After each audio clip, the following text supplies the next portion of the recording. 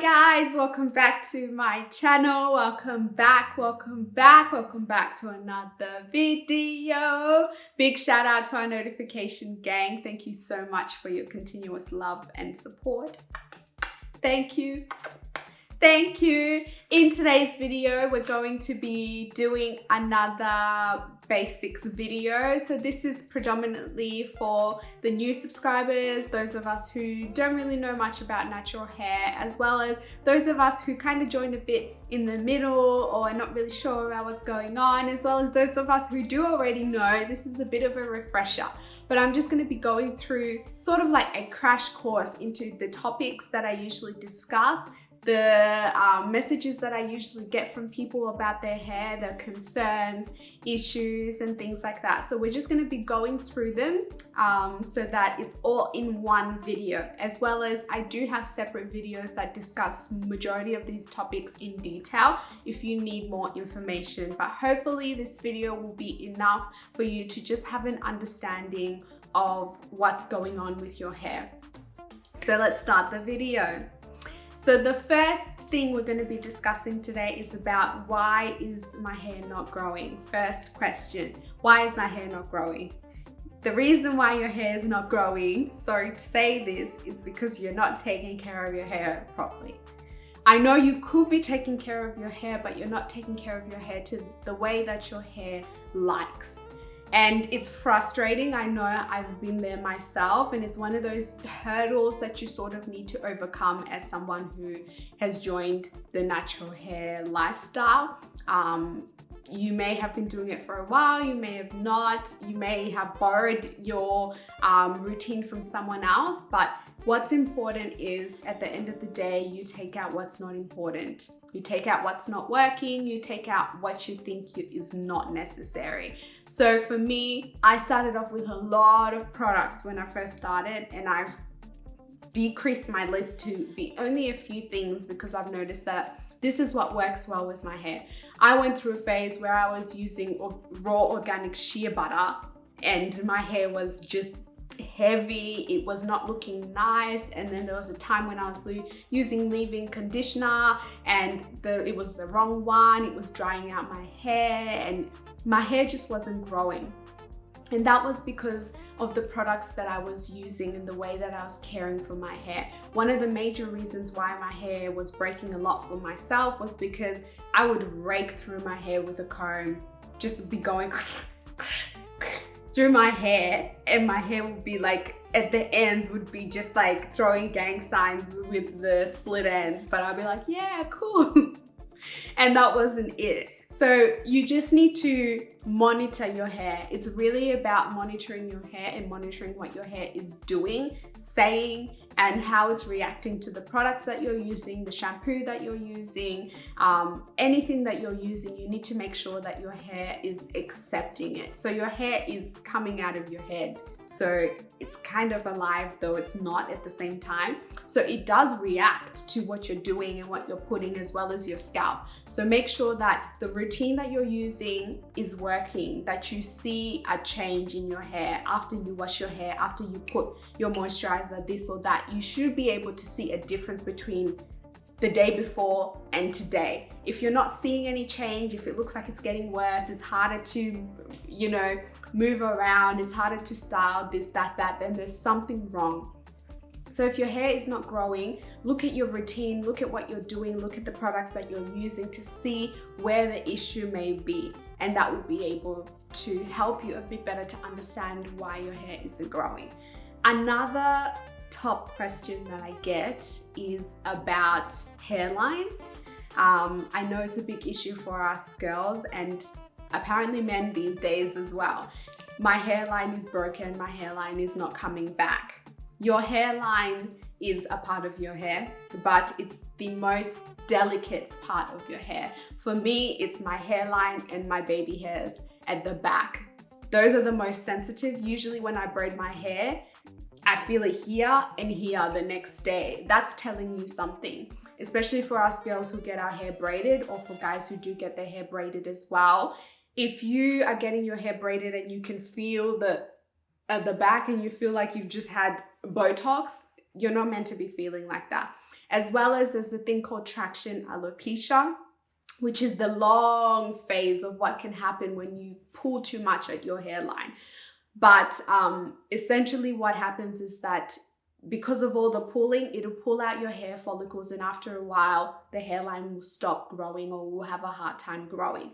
So make sure if your hairline is damaged, if it's breaking, if it's weak, or if there's issues with your hairline, make sure you stimulate your hair growth as well as maintain and care for your hairline more than you do your actual hair. Your actual hair is fine, like it can go through a lot, but your hairline, it's a sensitive baby girl. It needs that extra attention. It needs that extra love. Jojoba oil, castor oil. Castor oil is 100% your go-to when it comes to your hairline especially. I don't use castor oil on my entire head because the smell and the weight of it is very heavy. My hair doesn't like products that are very heavy on it, but I usually use it on my hairline when I have braids. So I have twists at the moment, so making sure that I put it into my hairline. I massage my hairline as well. When I wash my hair, I make sure that I massage my hairline to help stimulate that growth. That massaging, especially when you have the castor oil in your hair, it helps promote the oil to get into your hair follicles and just helps promote the hair. Castor oil is known to strengthen hair and to help promote hair growth. So castor oil is your go-to. Also make sure alongside your castor oil, prevention. Just make sure those braids are not too tight. Make sure when you go to your braider, tell him, leave my edges alone, leave them alone. These days, everyone pretty much knows to leave the edges alone, but sometimes you do need to tell them, leave my edges alone. And when you're braiding your own hair, leave your edges alone. Next question, number 3 that I always get is about hair breakage.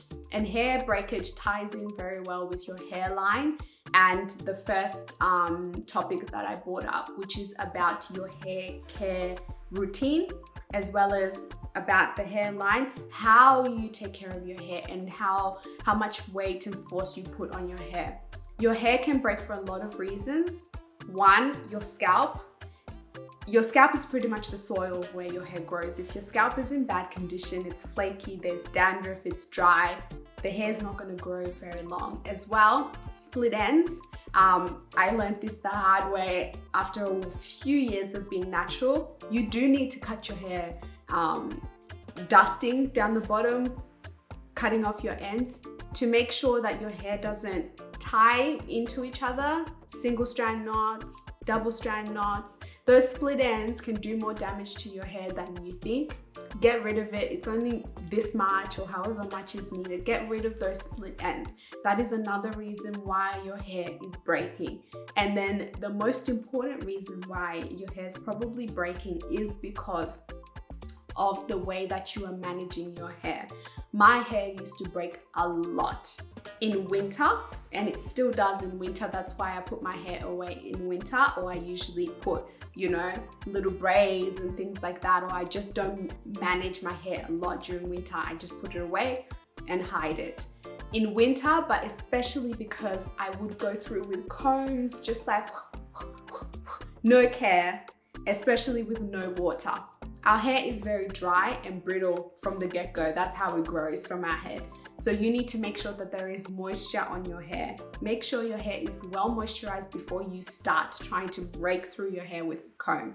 And then secondly, make sure your hair is a little bit damp. Whenever I comb my hair, I always comb my hair with a little bit of a spritz bottle. I always spritz my hair first, the entire hair just a little bit, then go in. Even when my hair, I'm just trying to spruce up a ponytail, I'll spray the outside, then start combing, because that water acts as a slip solution so that if you meet a knot, it won't just take out everything, 3 strands of hair with it. So make sure that you're not being too rough with your hair and you're actually taking the time to, 1, remove those knots as well, cut them off, they need to be cut, but also take that time with your hair to make sure it's well moisturized. It has a little bit of water when you're working with it so that you don't, go around just ripping follicles of hair out. That's one of the main reasons as well. tying all the three together, monitor your hair.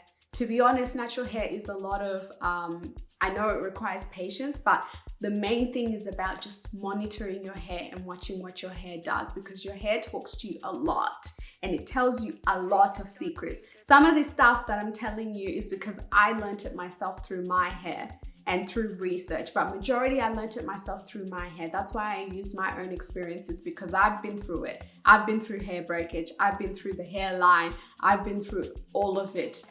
You know, that nasty scalp, I've been through it. So don't worry, it's one thing that we all need to go through and learn and understand our hair so that we can be at a position where it's easy. You wake up in the morning, you can just boom, boom, boom, you know, and your hair is just boom. That's why you see those people with all that hair and you're like, how? When your hair is like, you know, here and it's breaking and this and that.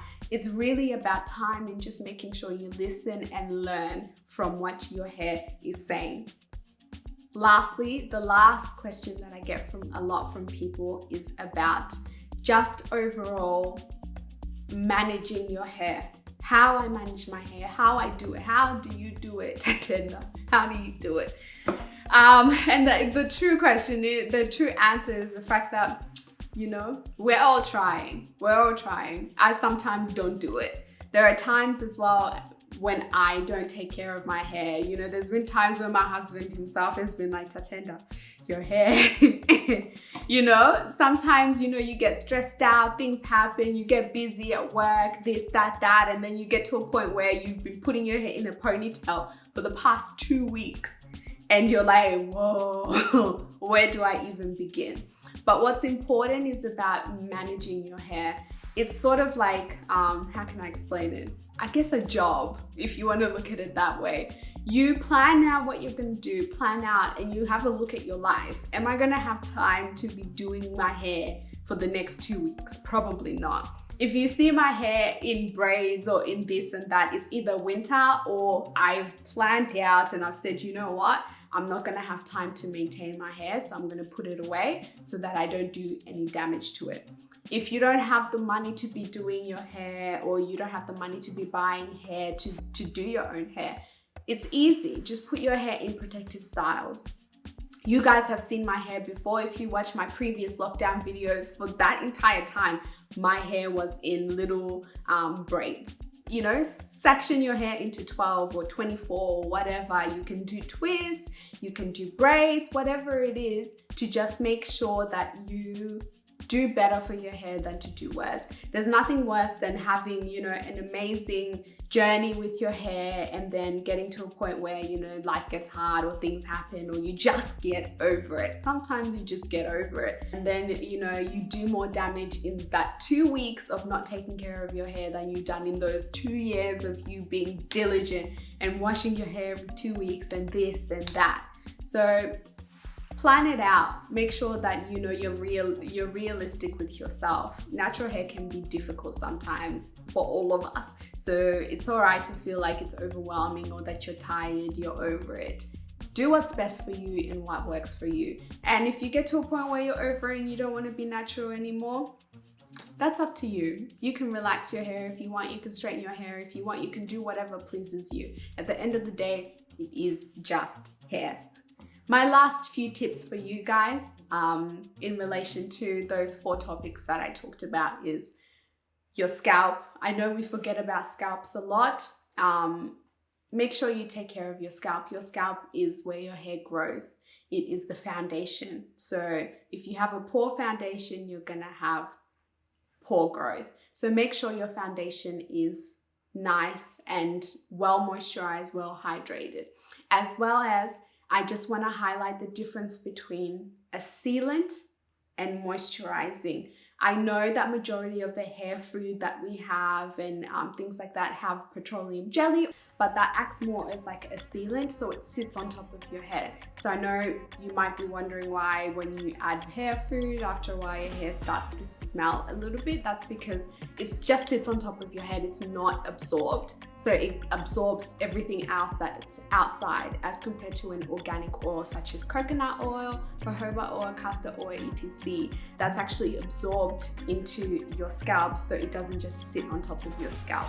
So make sure as well, when we're talking about moisture and sealing, they're two different things. So when you say you use a hair food on your hair, it's just sitting on top of your head. It's not actually moisturizing your hair. So your hair can actually be dry, but shiny because it has hair food and it's well greased, but it's not well moisturized. So make sure you understand the difference between that. I know leave-ins can be a bit more expensive than hair food, but it's worth it because you're actually moisturizing your hair as compared to just coating and sealing your hair. So most of us use Vaseline. We know how it leaves a nice shine on our skin as compared to lotion, which actually sort of goes in and then it leaves your skin a bit more matte. So that's pretty much what it's doing with your hair. So those are my top 4 questions that I get asked. I hope you guys have enjoyed this video and me answering them. I know I could have gone a little bit more in depth into each one, but I do have separate videos on most of these.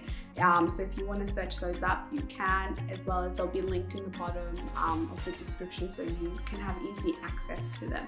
But if you have any more questions, any more topics you'd like me to talk about, make sure to comment down below. And if you like the video, make sure to like the video, and I'll see you guys in the next video. I love you guys so much. Bye.